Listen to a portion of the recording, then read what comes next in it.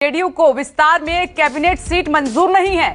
सूत्रों के मुताबिक जो जेडीयू चाहती है कि उसे कैबिनेट विस्तार में 2 कैबिनेट और 1 राज्य मंत्री का पद दिया जाए। अब आगे की बातचीत के लिए राष्ट्रीय अध्यक्ष आरसीपी सिंह दिल्ली पहुंच चुके हैं, जो जेडीयू की तरफ से अपना पक्ष रखेंगे हाईकमान के सामने, और शाम में वो बीजेपी के बड़े नेताओं से मुलाकात भी करने वाले हैं। तो अपनी पार्टी की मांग को सामने रखेंगे। और अभी तक जो खबरें आ रही हैं उसके अनुसार बीजेपी जेडीयू को 1 केंद्रीय मंत्री और 2 राज्य मंत्री का पद देने को तैयार है। और इस पर ज्यादा अपडेट सौरभ कर रहे हैं।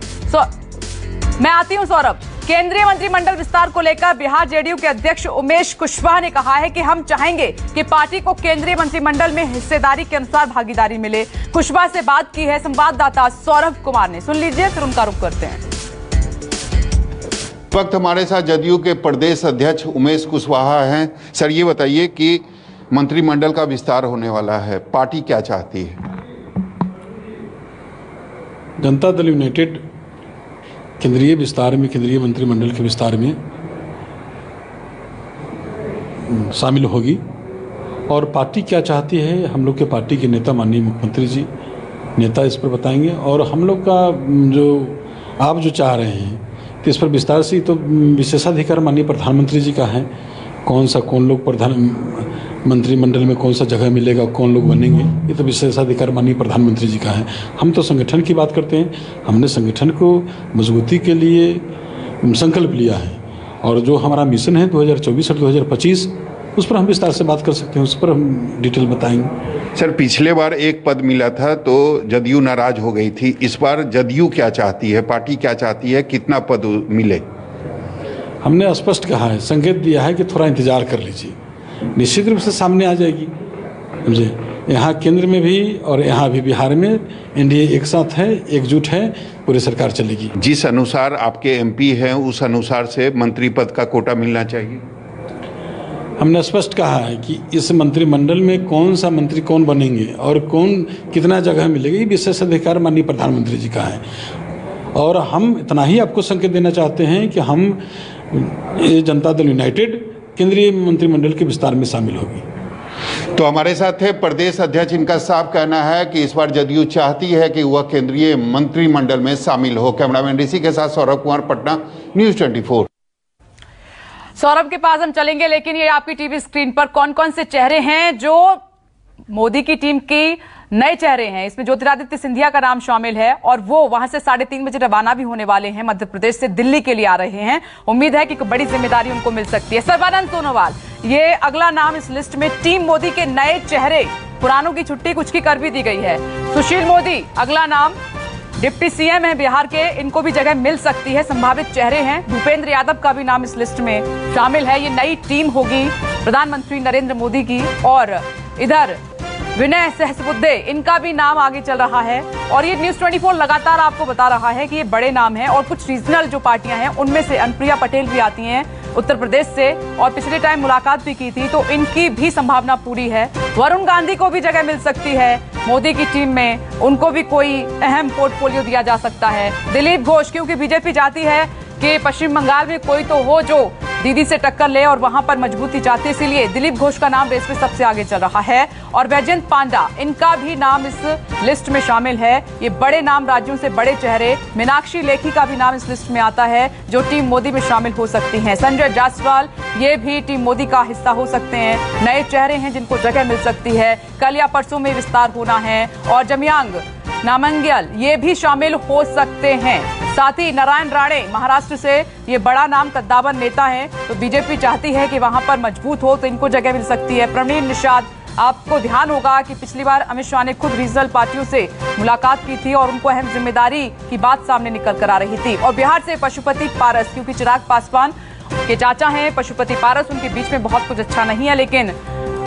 और आरसीपी सिंह, आप नीतीश कुमार के बेहद खास हैं और एक बड़ा मैसेज लिए वो दिल्ली पहुंच गए हैं। और जाहिर सी बात है कि जो बातें वो मांग रखेंगे सामने आला कमान के, वो नीतीश कुमार की ही मांग होगी। तो टकराव क्या इस बार भी देखने को मिलेगा या फिर सॉल्यूशन मुलाकात में निकल जाएगा बातचीत में? सौरभ, आपके पास ही आ रही हूं। आरसीपी सिंह नीतीश कुमार के बेहद करीबी हैं और जो वो बात वहां पर रखेंगे मांग, जाहिर सी बात है वो नीतीश कुमार की मांग होगी। तो मेरा सवाल ये है कि पिछली बार तो नाराजगी थी, इस बार भी बनी रहेगी या फिर दूर कर सकते हैं हाईकमान इस नाराजगी को?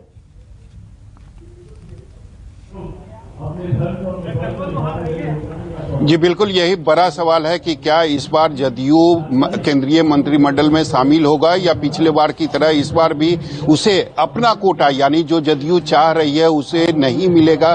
तो क्या इस बार भी बात बिगड़ जाएगी? सबसे बड़ी बात है कि आरसीपी सिंह नीतीश कुमार के बेहद करीबी भी है और पार्टी के राष्ट्रीय अध्यक्ष भी है, तो शुरू से इस बार बीजेपी से वही बात कर रहे हैं। तो आज बीजेपी ने उन्हें बुलाया है और यह जानने की कोशिश करेगी कि आखिर पार्टी चाहती क्या है। तो निश्चित रूप से एक तालमेल बैठाने की कोशिश होगी। हालांकि जो जदयू की मांग है कि उसे 2 कैबिनेट और 1 स्टेट लेवल का मंत्री पद चाहिए, हालांकि बीजेपी चाहती है कि 1 कैबिनेट और 2 स्टेट मंत्री पद दिया जाए। तो निश्चित रूप से बैठने के बाद ही कोई बातचीत का समाधान हो सकता है। और सही कहा कि बैठने के बाद ही कुछ बातें क्लियर हो पाएंगी कि क्या हाईकमान सुनते हैं और क्या कुछ कहा जाता है। मैं लौटती हूँ आपके पास। और रमन, ये क्या जो डिमांड पार्टियों की तरफ से हो रही है वो पूरी होंगी या फिर दिल्ली में तय कर लिया गया है पहले से ही कि किसको क्या देना है? ये सिर्फ फॉर्मेलिटी होगी सुनना?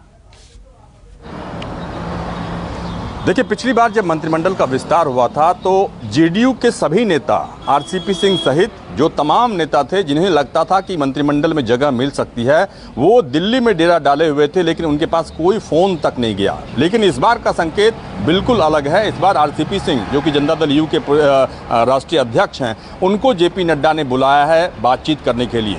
साफ सही आपने कहा कि नीतीश कुमार ने पहले ही तय कर दिया है और उनका बयान आया था कि संख्या के हिसाब से मंत्रिमंडल में भागीदारी हो, यानी कि जनता दल यू के जितने सांसद हैं उनके हिसाब से मंत्रिमंडल में उसको जगह मिलनी चाहिए, क्योंकि वो जनता दल यू की एक बाध्यता भी है कि ललन सिंह बड़े नेता हैं। आरसीपी सिंह अगर जनता दल यू के राष्ट्रीय अध्यक्ष हैं तो ललन सिंह का दावा बनता है कैबिनेट मंत्री के पद पर, और 2 जो राज्य मंत्री हैं उसको लेकर बीजेपी काफी सकारात्मक है कि वो जनता दल यू को देने में कोई दिक्कत महसूस नहीं कर रही है। ऐसे में 2 जो राज्य मंत्री का पद है वो जातिगत समीकरण के हिसाब से नीतीश कुमार तय करेंगे कि कर्पूरी ठाकुर के बेटे को मिलेगा और दूसरा कुशवाहा समाज के किसी सांसद को मिलेगा। यानी कि जो बाकी 5 राज्यों में विधानसभा का चुनाव होने वाला है, उस राज्य में विधानसभा चुनाव को ध्यान में रखकर प्रधानमंत्री, राष्ट्रीय अध्यक्ष फैसला करेंगे कि उस राज्य से ज्यादा भागीदारी हो केंद्रीय मंत्रिमंडल में।